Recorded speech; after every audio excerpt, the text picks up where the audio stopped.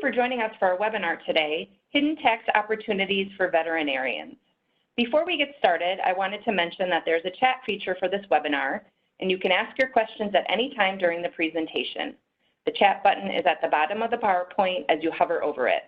We will answer all the questions at the end of the webinar during the Q&A portion, but feel free to ask questions via chat as you think of them. Our presenters today are Justin Chesbrough and Andy Slinger. Justin and Andy are both CPAs and principals with SVA's Veterinary Services Group. They provide advisory, accounting, and tax services to veterinarians and their businesses. They work with vet practices of all sizes, and they use their knowledge of the vet industry to help veterinarians on many aspects in their practices, including our topic today, hidden tax opportunities. And with that, I will hand it over to Andy to get us started today. Thank you, Jen, and thank you again for joining us. The veterinary marketplace is one of our fastest growing niches.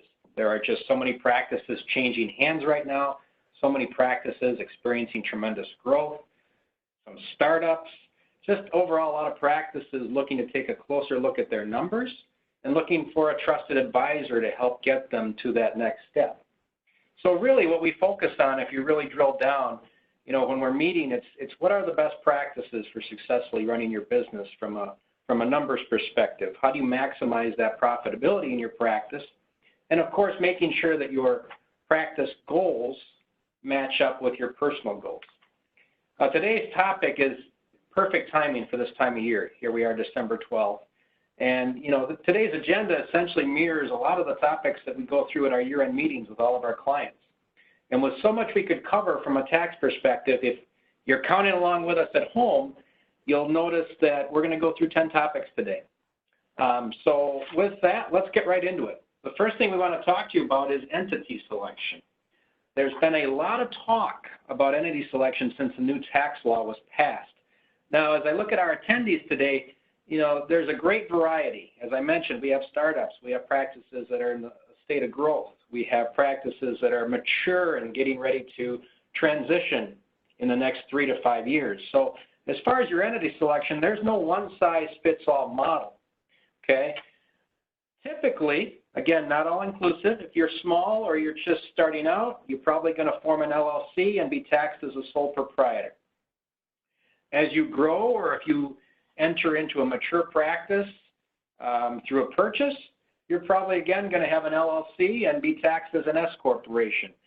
The other thing to note is to make sure that if you own the real estate that you practice in, that should be in a separate entity from the practice. The takeaway for this section is if you haven't had the conversation about your entity selection and if it's the right fit for you right now, you should have that conversation. As I mentioned, it's going to depend on your income. It's going to depend on whether you own the real estate versus you rent the real estate you practice in. It can affect the benefits that you offer within the practice. And the other takeaway is that with the new qualified business income deduction that was put in place with the new tax law, being a pass-through entity can save you significant taxes. And on that note, I'm going to go ahead and transfer over to Justin, and he's going to take you through what the qualified business income deduction is. Thank you, Andy. As mentioned, this is one of the reasons why the entity selection is so important, the qualified business income deduction. We are coming off of one of the biggest tax reforms that we've ever had in our history, and this is one of the biggest areas of the tax code that was changed. You might hear this called simply QBID, or Section 199A is the section in the IRS code that this deduction, that is what this deduction falls under, so people will refer it as the 199A deduction. What is it practically? It's a 20% potential deduction, not a credit, but a 20% deduction off of income for flow-through income. So what are we looking at when flow-through income, what does that mean? We're talking about S corporations, partnerships, entities that issue K-1s, both of those, and then also sole proprietorships. So this would what's called the Schedule C, right on your individual tax return. This could relate to your practice. It could also relate to the rental property. So QBI, it's a maximum 20% deduction. The deduction can be limited as your income goes up, and the deduction also phases out specifically for service businesses. This is a really beefy topic. There's a lot under here. We're really just going to hit the high level things. to get you some, red flags in your mind or some things to think about and to encourage some conversations just to make sure that you are maximizing this if possible. I did mention that it's service businesses, and in particular veterinarians, have to watch out for this. So any service business or specified service trade or business can have an additional limit placed on this deduction for being under these services. And you'll see we bolded and highlighted health. There was some questions initially, and the IRS did come out with regulations that a veterinarian office would qualify or would fall under the health. So this just potentially limits your deduction.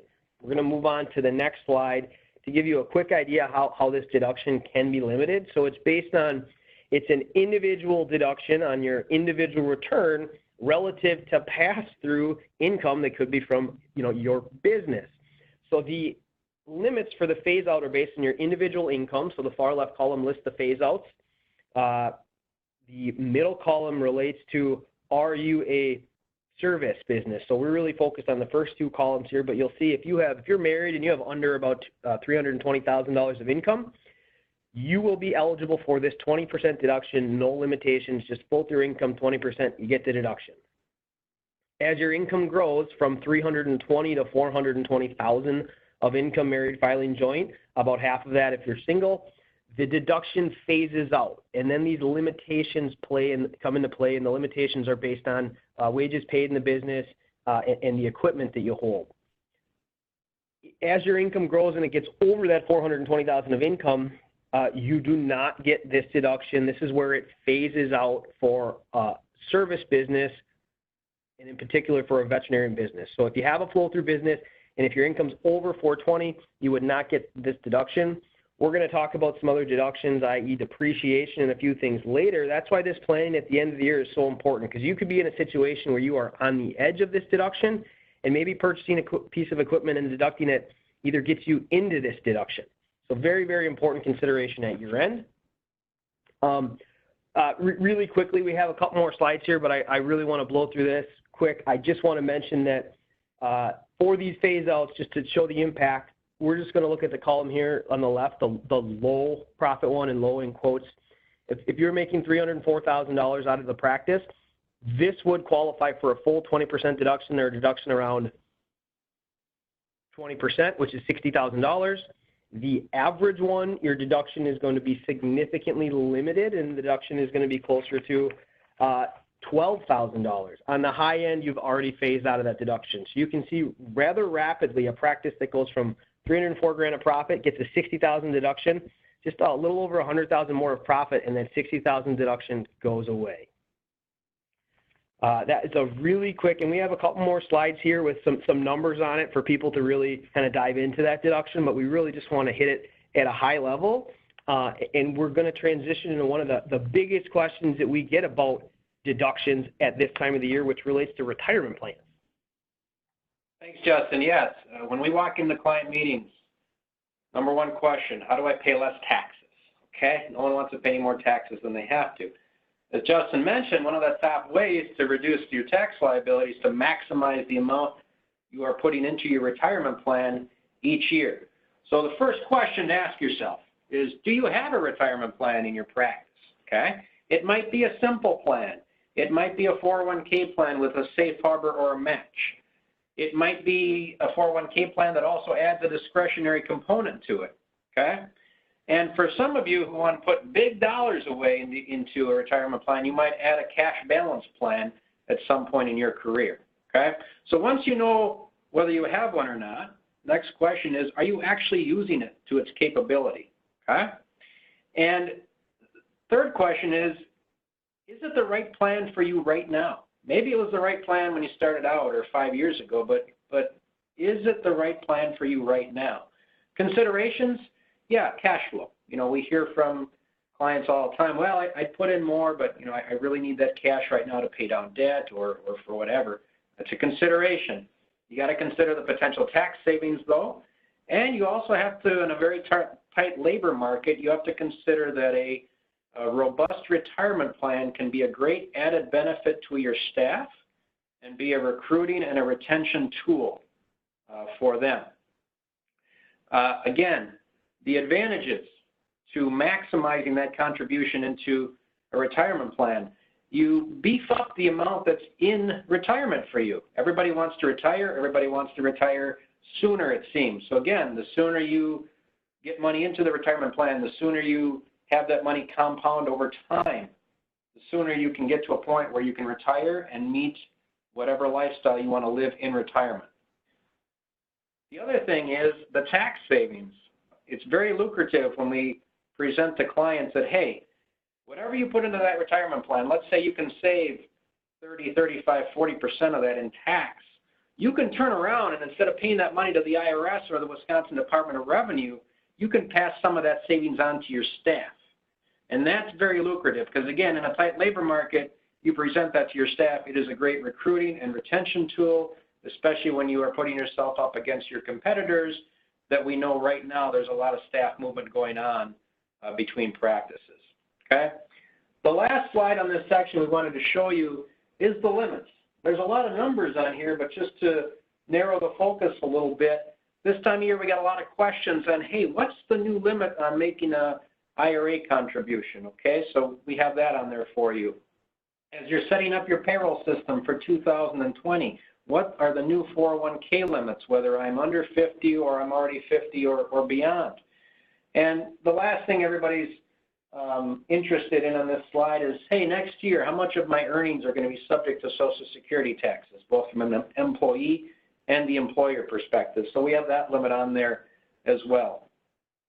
So one of the big points in this section was talking about staff and how a good retirement plan can also be a great benefit to your staff. So with that, I'll transition back to Justin, and he'll talk about some other perks that you can offer your staff. All right, so tax-free fringes, i.e. perks. So this is what is it? It's something that you can expense through your practice, and your employees do not have to treat it as taxable wages to them. You get the deduction, non-taxable to them, great for everyone. And in addition, what are some expenses that as an owner that you can take out as well? We get a lot of questions on that. You know, what can I deduct through my business? Want to highlight some of the perks here. One of the big ones, so, you know, insurance, health insurance, dental, vision, life, disability, to have that be, you know, a pre-tax deduction for your employee, you do have to have it through a cafeteria plan. Very simple to get, simple to administer. As Andy mentioned, retirement plans, a big one. Another one that we get a lot of questions on are, you know, the anniversary gifts, et cetera, for the employees.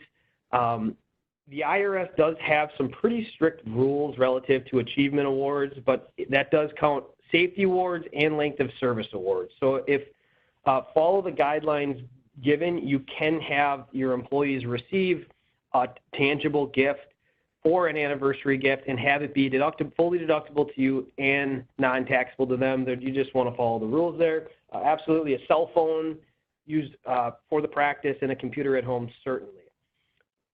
Another one that we've brought up to people, so personal residential rental exclusion, and what this relates to, if you have a rental property, you know, it's a trade or business. However, if you have a property that you rent occasionally, it does not qualify as a trade or business, and if you rent it for just a few days during the year, you can rent that, not take any deductions, but you can exclude that income. So one planning item could be, and we do have vets that will have a cottage up north, for example, and they'll take their staff there for maybe a weekend or two a year, and they'll pay fair market value rent from the practice to themselves personally. The practice gets to deduct that. Since it's not a trade or business and it's an occasional rental item, they can actually exclude that income. So you get a deduction on one side without picking up income on the other. It's almost unheard of with our tax code. De minimis benefits, you know, minor things for the office, minor things for your employees, you know, really anything de minimis, I'd say kind of under $50 in your mind, certainly can be a benefit. A lot of confusion with the new tax law. Travel, certainly still deductible, business travel. Meals are still deductible, not 100%, but there's always been, you know, 50% deductible for most meals. Entertainment, you do have to be careful with entertainment. It's non-deductible, with a couple exceptions here. In the last page, we're talking about what I call the occasionals. An occasional holiday party, certainly it's a valid business deduction at 100%. Occasional tickets or theater or sporting events, you know, this is where you can get out of the full, hey, everything that's entertainment is 100% deductible. Well, occasional items can still qualify as a benefit. And then occasional personal use of the Comfy coffee machine. I just put this one in here because I think it's comical, and this is actually out of an IRS written publication. So we quickly talked about perks. One we'll dive a little bit deeper into is Andy's going to go into some professional business expenses. All right, so remember, number one question is how do I save and pay less taxes? Okay. Another big one is making sure that all of your professional business expenses are either paid by the practice or reimbursed to you by the practice. Okay. Now there's no all-inclusive list. We do provide guidance and a general list to our clients of, what is a legitimate business expense. But you can imagine that just like some of our clients get very creative on what they come up with and think about running through the business. I think the biggest thing I will tell them is, if you're really on the fence on whether it's a legitimate expense, is pretend you're sitting across from an IRS agent, and if you can justify the expense as being quote-unquote ordinary and necessary in your business, then I think you're good to run it through. But I think the big ones, obviously all of your continuing education, all of your dues, your journals, your licenses, your phone expense, your computer expense, internet expense, assuming there's some business connection to it. Make sure you keep all your receipts, keep your documentation. No one ever expects to be audited or wants to be audited, but we do have audits that go on. We have clients that are surprised by that, so just keep your receipts in case it's ever questioned. You got nothing to worry about. As far as timing, we're just a messenger. The IRS says that any expense that you incur should be reimbursed within 60 days of incurring the expense, okay? So what's a best practice as far as meeting these requirements? One of the things we always talk about our clients about is keep your personal expenses separate from your business expenses. It makes your accounting records more efficient. And so a way to achieve that is have a separate credit card for all of your business-related expenses. And anytime something comes up, pay them on that credit card. You get the invoice statement at the end of the month, turn it into your bill payer, your office manager, whoever that is, and what have you achieved? You've kept your business and personal expenses separate. They're paid or reimbursed on a monthly basis. You're meeting with timing, and it's a good way to keep track of the documentation and the receipts. Okay? So on the note of spending money, Justin, let's talk about depreciation. Absolutely. So we're getting, at the end of the year, a lot of the equipment vendors are coming out with some nice flyers telling you about how much of a tax benefit you can get for some of your purchases before year end, likely some very attractive financing too. A lot of that's very valid. We want to make sure you have an understanding of what you can do. So depreciation, there's two main components under depreciation, and really some nice favorable changes from the IRS out of the major tax rehaul we just had. So bonus depreciation, what's bonus? So bonus depreciation is basically saying we're going to take bonus or a certain amount of depreciation as opposed to having to take depreciation off of over several years. It used to be, the old tax law was you could get 50% on new property. Now it's 100%.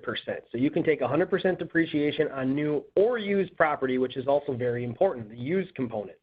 This applies to property with a life of less than 20 years. So really all the equipment used in your practice would be this and under a 20-year life. It also includes land improvements and what's called qualified improvement property. So build-outs, leasehold improvements now can qualify for this deduction, which is a very nice potential deduction. One additional type of depreciation that is similar but not the same is Section 179. So this is, I've heard a lot of clients get used to this term, Section 179, because they know they can immediately deduct equipment. It's still around. Actually, the limits increased to $1 million. So you can take $1 million of Section 179 in addition to taking a bunch of bonus depreciation.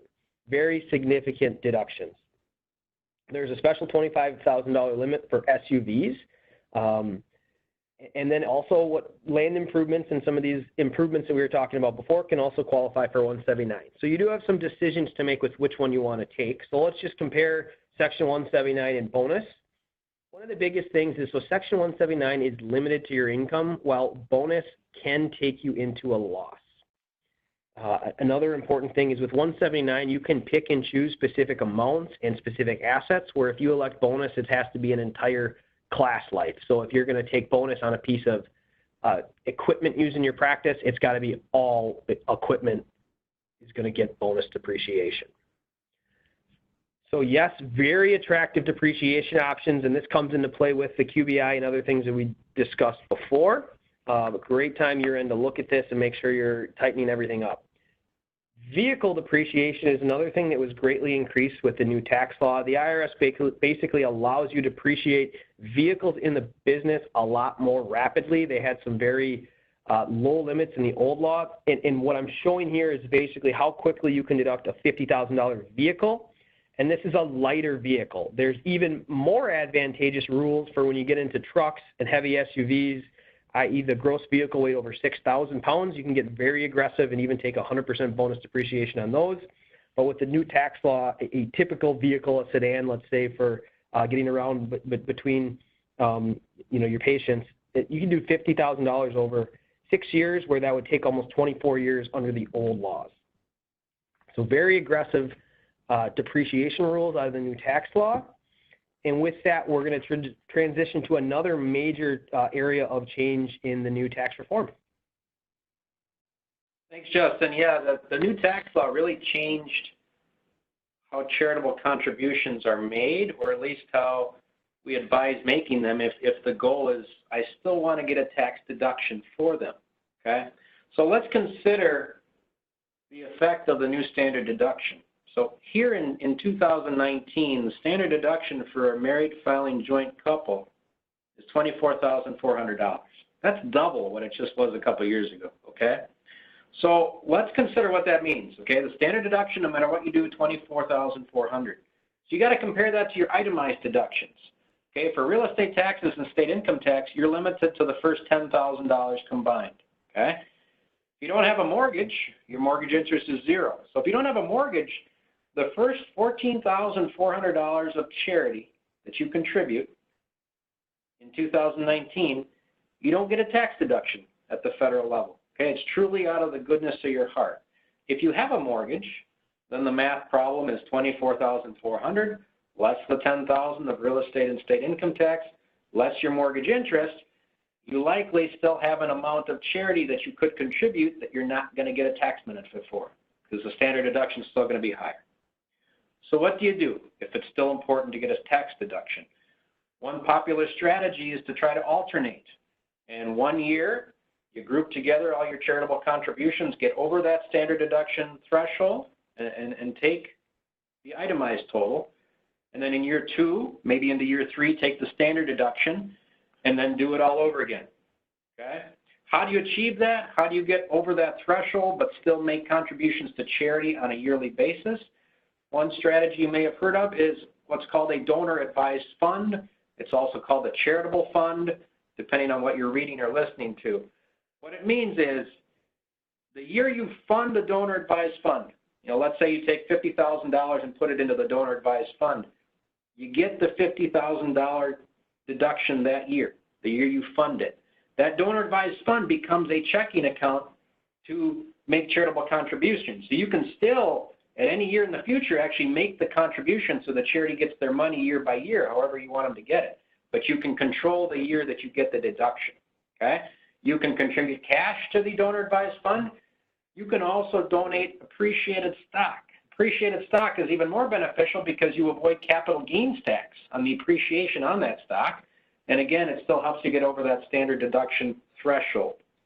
If any of you are on the call or 70 and a half or have relatives that are, probably the most powerful way to fund charity under the new tax law is to use a qualified charitable distribution, or QCD, from your IRA and contribute it directly to charity. You may know that once you turn 70 and a half, you have to start taking money out of your IRA as a required minimum distribution.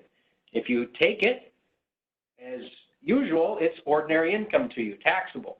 But if you take some of that and contribute it directly to charity, it's not taxable to you as ordinary income. Not only do you avoid the ordinary income tax, it reduces your adjusted gross income, which might reduce your 3.8% net investment income tax. And also by reducing your adjusted gross income, it's going to reduce the IRMA calculation that determines how much you pay for your Medicare coverage as part of your Social Security. Okay? So Justin, another one of the big questions we get is, can I employ my family in the business and get a tax deduction? Yes, we get this question quite a bit, so I just want to give some information on what you need to know about that and what, excuse me, some of the tax benefits for that. So you truly must have, if you're going to employ a family member, they must be working in the business. Some of the example here is of some items that we've seen is we've had children play a piano in the lobby, work on, shredding some documents, cleaning, being part of the advertisement. They do have to be working in the business to be able to employ them. As Andy mentioned before, business expenses need to be, necessary and ordinary. What's some of the potential or the reason why you do this? Well, except for, in addition to them learning a good work ethic, the new standard deduction for someone that's single is $12,200. So if you could employ one of your children and they made $12,000 working for your practice, you would get that deduction on your practice, and that would be reducing your income at your tax rate, which is likely a higher rate than theirs, but they would be paying zero federal income taxes on the first $12,200 of earnings they have. So you could get, again, a deduction at your tax rate, and they would have zero federal income tax on that. There is a slight cost to the business, and that would be, depending on your entity structure and how you're set up, if they're taking wages out, there's going to be some payroll tax costs to the employer, much less than the tax savings of $12,000 of income with potentially no income tax. Other benefits of doing that, they could be part of the company retirement plan. We'll have a lot of spouses that will work as part of the back office in an entity, and they're making an amount, and if there's a 401k in place, they can also max out their 401k deferrals and get some either pre-tax or Roth contributions into a 401k. If they're not part of the retirement plan, to contribute to a Roth IRA, you need to have earned income, so it can be a great way to have a child, for example, get some earnings, but then be able to contribute into a Roth IRA and start thinking about their retirement funding and just getting that ingrained into them at an early age. Some very powerful tools there. So it's absolutely legitimate to employ family members through a business, but they do have to be working for you, and then there's some very nice savings out of that. So with that, we're going to kind of do a catch-all of some of our other year-end considerations that are happening this time of the year. All right, this one is the old bread and butter, oldest tax tip in the book of, can I affect the timing of revenue and timing of expenses at the end of the year? As far as revenue, we live in an electronic world now. A lot of our payments are electronic, but there still is some checks and cash that exchange hands. So again, if you are in control of that and can defer some of that revenue that you realize at the end of the year, that's certainly a consideration. As far as timing of expenses, we can control those to some degree. You can look ahead and say, what are some of the expenses due in January, and can I go ahead and pay those in December? Most of you are on a cash basis. So it's when you actually receive income, it's when you actually pay the bill. That's when you're going to get the deduction for those expenses. And you all know your biggest expense categories, your staff, your lab, your supplies, your equipment. So again, get that lab bill paid in December. Any supply costs you want to pay ahead for, maybe it's a good strategy to do it. And any equipment that you may need anyway in the next 3, 6, 9 months, maybe again, with all these other considerations we put in front of you today, maybe it's in your best interest to purchase that in December and get the deduction. So Justin, last but not least, it's the potential new way to pay some of your state income tax. Yeah, and what we're going to be talking about here is the specific Wisconsin flow-through entity tax option. However, and I just want to mention that a lot of the other states have been trying to do similar things, and now we're starting to see some states actually piggyback on exactly how Wisconsin did it because it's not getting any pushback. What this relates to is this relates to the federal tax law changes to an individual. And when Andy was talking about with charitable contributions, he mentioned state and local taxes limited to $10,000. So many of you are going to be paying much more in state and local taxes for that. So the state of Wisconsin had an option that is essentially shifting state taxes from the individual to the entity for flow-through entities. So what we're talking about here, we're talking about S-corps, partnerships, LLCs. Typically the Wisconsin tax rates for an individual are going to be 4 to 7.65%. This election is going to be shifting that from the individual to the corporation or to the entity. Starting in 2018, S corporations were able to do this in Wisconsin. We had many clients do this election for 2018. They are paying Wisconsin tax at about 7.9%, a little bit higher than their individual rate. However, this 7.9% tax that they're paying is now deductible, and it's deductible then against the federal income, and your federal income rate could be anywhere, from 10 to 37%. So a 37% deduction against that can be very beneficial. For partnerships, this is available for 2019. So this is the first year available for 2019.